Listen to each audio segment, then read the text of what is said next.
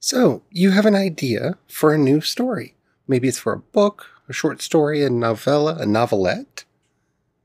Well, how do you get from idea to book, to something that you're actually going to write? That process is called development. And to me, it's very important because I'm a pantser. I don't like to outline, but I need to get my development done or the story will suffer for it. And so let's talk about how to develop a story on today's episode of Project Shadow. Can you hear me? I have something to say.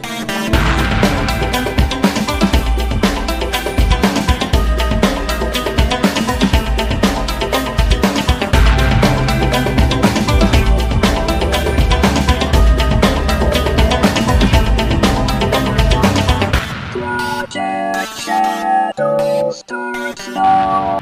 Hello everybody, how are you doing today? My name's Charlie. You might know me better as sci-fi fantasy romance writer, C.E. Dorset. And on today's episode, we're going to talk about story development. Yay! And this is not going to be a how-to, though it's going to be a how-to. I'll explain that in a minute. But before we get into it, if you haven't already, please take a moment to rate this podcast in whatever app you're listening to me on. It really does help out a lot. It tells the algorithms to share the podcast with more people. The more people that listen, the bigger the community. The bigger the community, the better the chance we have of actually communicating with each other, especially if you're listening in Apple Podcasts. Thank you for everybody who's already done that. It really does mean the world to me. I love the conversations we get to have on various social media platforms. Thank you so much. All right, so let's start at the beginning. I am a pantser, which means I don't outline. I used to outline religiously, and I found that it made it extremely difficult for me to actually tell the story. It's not necessarily that it took the joy out of it, but it made it really difficult. And I actually have quite a few books outlined that I'll probably never write because I just lost interest in them once I had them outlined. And maybe that was a good thing. Maybe they were stories that didn't deserve to be written. But I do still kind of outline. I do what's called slapdash outlining, which means I know where my story is heading and I try to keep a couple scenes ahead in my mind as far as where I'm going, but I don't write, like, in this scene, this is happening, in this scene, this is happening, all ahead of time, all the way throughout the book. So, for me, it is extremely important for my process to have gone through proper story development. And there are a lot of methods for this. And I'm going to mention some of my favorites because some of these you know. And one I haven't actually read, and that's Save the Cat Writes a Novel. I haven't read it yet. I own it, but I haven't taken the time to read it yet. It's on my list of things that I want to do when I have time to do it. But I've actually read all of the other Save the Cat books. Save the Cat Goes to the Movies, and Save the Cat Strikes Again, I believe. The original Blake Snyder books. And I love them, and I do use that method a lot, especially his genre method, which I believe he explains in Save the Cat Goes to the Movies, where he breaks down the basic genres into their three basic components, and basically at the end of the process, you'll have a slug line for your movie, a basic, bare bones description of what your story is at its heart. And I find that very helpful and very useful and use that for most of my story writing. Sometimes when I just get into a story, I try to have an idea of how long I want the book to be in the initial writing phase, and I will actually apply the Save the Cat beats to the scenes that they're supposed to happen on to keep me on point. I've done that. I enjoy that. That works for me. John Truby's Anatomy of a Story, his premise system, which we're going to talk about a little bit in a little bit, is brilliant. It's wonderful, and I'm currently using it for the newer work, and I think it's giving me a much clearer idea going forward. I've talked about him before on the show, but I don't hear a lot of people talking about his work, And it's either John Bonnet or John Bonnet. I don't know, Bonnet. Never heard it pronounced out loud, so I don't know how it's pronounced. But his book, Stealing Fire from the Gods, is a great method to try to recreate oral storytelling for your own work, to give your story a sense of history, of having been told and retold, so that it feels like it has weight to it. And I do like his methodology a lot, and I've used it quite a bit. And last but not least, and they're not a sponsor, though they could be, and that's Idea. What do they call it? Idea Story Planner. Story Planner is an app that I have both for my phone and for my laptop that syncs very well with each other. In my own development process, I use a combination of these. I've actually created a blank Scrivener file that I import for each project that I'm constantly editing. That is kind of the revised version of, well, this worked for me, this didn't work for me. Oh, I heard about this new technique, let me try that. Oh, that worked for me, that goes into the workbook. It's basically that. I've been, over the decades, constructing the workbook that I am going to use when I'm going through development. So ideas are a dime a dozen. There are hundreds of them. I know I can sit back and just come up with way too many. For one of the sci-fi projects I'm working on, the idea was much more of a setting and the types of characters I wanted to have, and it didn't have a story to it. And that was the problem, is I could come up with an infinite number of stories, but which one is the right one? First, for me, I like using Blake Snyder's Save the Cat Goes to the Movies and his genres. Because I'll generally have an idea of, if this were a movie or a book, what genre would it be in? Where do I want it to go? Because his genres are different. They're not our genres. They're not horror or sci-fi or romance or fantasy.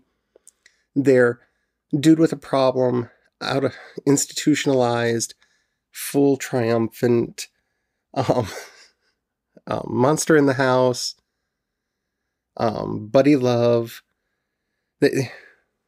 And they actually can go back and forth between various genres, categories. But they kind of encapsulate the kernel, the heart of each of the types of stories that they are. And that might be a better way of looking at them. They're more or less the story archetypes that I've actually played around with this a lot, and I can fit every story that I've tried into one of his genres, one of his story archetypes.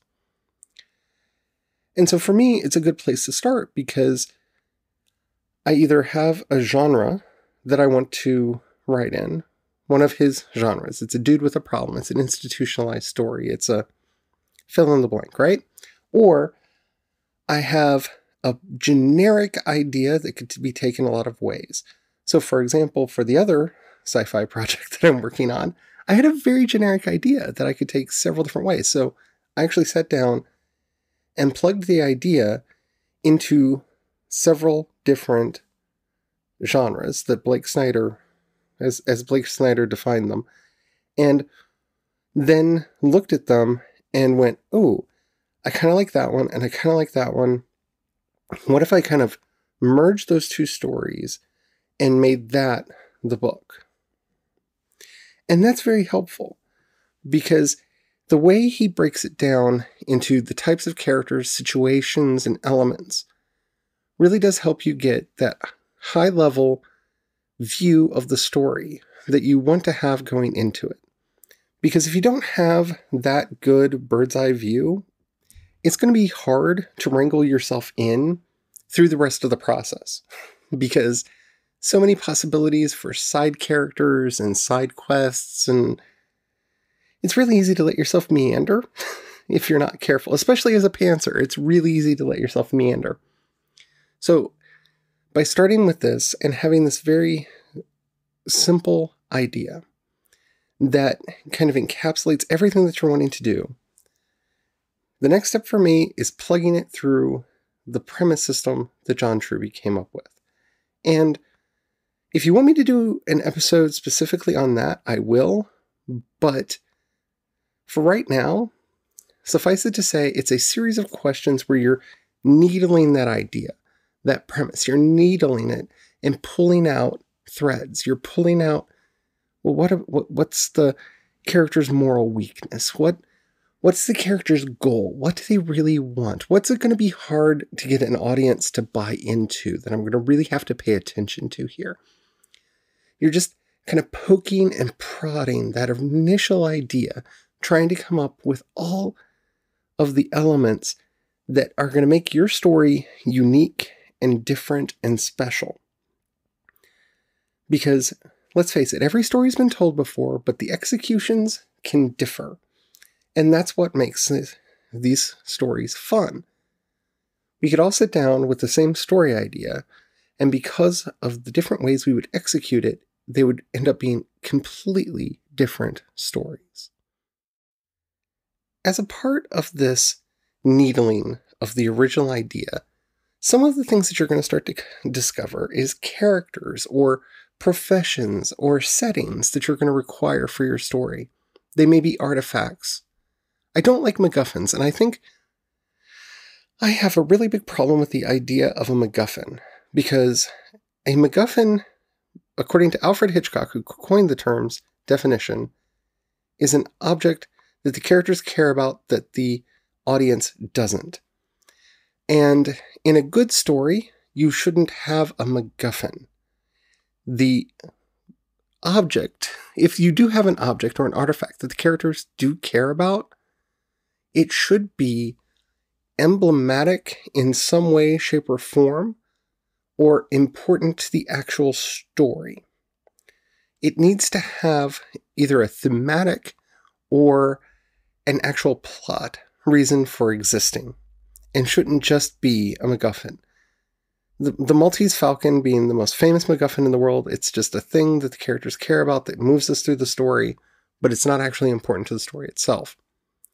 Whereas something like the Time Stone in the Doctor Strange movie, many people would call it a MacGuffin, but one, it is symptomatic, and it is a big part of the theme where Doctor Stephen Strange, is so obsessed over how he uses his time.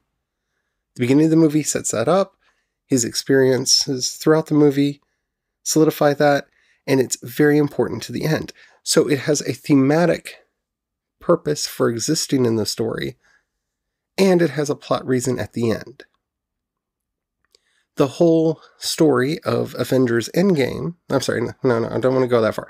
Avengers Assemble, the first Avengers movie, is about who is really in control, who really is in power. How do you really bring people together? And so the idea of having the Space Stone and the Mind Stone in this story, they are thematically resonant with the tale itself, in that we see Loki using the Mind Stone to literally control the minds of people, and we see, Nick Fury using lies and trickery to control the minds of people, because the whole theme of the story is that there are unseen hands controlling everything, and of course that's the big reveal in the final credits, and kind of what the Avengers are all about is starting to learn to see those unseen hands. It's what motivates Tony Stark through the entire movie, and so they are thematically important, and they serve a purpose in the plot itself. And I don't like it when they're called MacGuffins, because if they were a MacGuffin, they would just be an object. They do have thematic resonance, they do have a purpose for being in the story, and they are integral to the actual plot of the story. Okay? And I don't want to just keep going through movies right now. I'm just hoping you're getting what I'm saying here. Any artifact that you bring into a story should not be a MacGuffin. It shouldn't be, what were they called? Those singing stones from Indiana Jones and the Temple of Doom? Because they're really a framing device. They are a true MacGuffin. The audience doesn't care about them. They're the thing that Indy cares about, and thus motivate the entire plot. They're what moves the characters forward. They do not have any thematic resonance in the story, and really, they don't play a part in the actual plot of the story, other than they're the thing that the characters want. They're the things that bring the characters into conflict. And that's a MacGuffin. And I would highly recommend you not just do that. But as you're discovering these items, these places, which should also have thematic resonance, they should also work within the story in a way that makes sense. That they're there for a plot purpose or for a thematic reason. And the same thing with all the other characters that we meet. As we're teasing those out of our basic premise, this is what development is all for, is starting to see those webs, starting to see those interconnections between the various elements of the story and the story itself. How do the characters play in? How do the minor characters play in? How do the settings play in? How do the items play in? If I'm putting magic in the setting, how does that magic resonate? How does it matter? Why is it here? And this is the big difference that you can see between the Harry Potter films and the Crimes of Grindelwald, where the magic is just something that's kind of there. It doesn't work symbolically. It doesn't work thematically. It doesn't work even for the plot. It's just a thing that happens to be there because it's a fantasy story, and yeah, we're going to have it here. So this is what development is for. If you're going to have a starship in your story, why? If it's just there to get people from point A to point B, that might be okay. But you now know that you don't really want to spend too much time there because it doesn't matter. It's not their home away from home. It's not their opportunity for a new life. It's not their hope for a better life. You see, all of those elements are thematically rich. They have a purpose for being there. And you notice I keep going back to theme. What is the story really about? That will inform most of why your characters are there, why your settings are there, and why the various artifacts and items are there. And once you've come to terms with that, once you've realized it and you've developed that to the best of your ability, then it's time to start writing, but not before. You see, it's very easy to start writing and not have any of that and come back and read the story and find that it's missing something. There's something that you just isn't quite right with it. And this is why we do development. Now, I'm somebody who likes to do my development first, and then I do a draft, and then I do a developmental edit afterwards. My first edit on the story, once it's written, is another developmental edit, because through the course of writing, sometimes new characters present themselves, sometimes new settings present themselves, sometimes artifacts change. Because I'm a pantser and I don't rigidly hold myself to the outline, to the idea as it was originally conceived, because sometimes in course of events, a better idea will come up. So at that point, it's time for another developmental pass, because anything new that got added in, anything new that wasn't there in the original development of the setting, needs to feel at home there. It needs to make sure it has a place and a purpose and a function.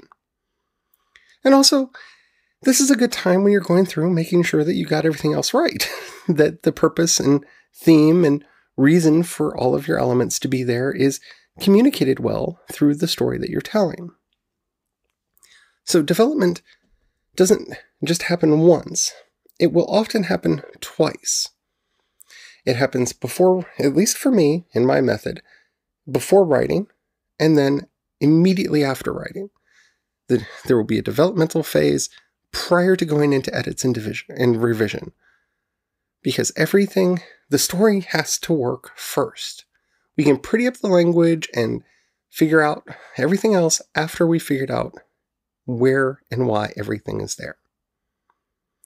And that is how you develop a story, at least how I develop a story. I hope you enjoyed that. If you did, and you haven't already, please do take a moment to rate this podcast in whatever app you're listening to me on. It does help out a lot. If you have any questions, comments, or topics you'd like to hear discussed on the show, down in the show notes you'll find a link to the voice message system. Keep it short, keep it clean so I can use it on the show. I would love to hear from you. You can also hit me up on social media. I'm CE Dorset on both Twitter and Instagram. And you can find links to everything that I do over at projectshadow.com. If you got $1 you can pass my way, down in the show notes you'll also find a link to both listener support and the voice message system. Thank you so much to everybody who does that. It really does mean the world to me. It helps me pay for everything and keep this going and keep me going. Thank you so much. If you don't have any money right now or you don't feel like giving, don't worry about it. But if you know somebody that you think would like this podcast or any of the work that I do share it with them. That helps out immensely as well. That's it. Yeah, I've got a lot of stories to work on. I have a lot of work to do. I hope you really did enjoy this episode, and until next time, don't forget to have the fun. Bye.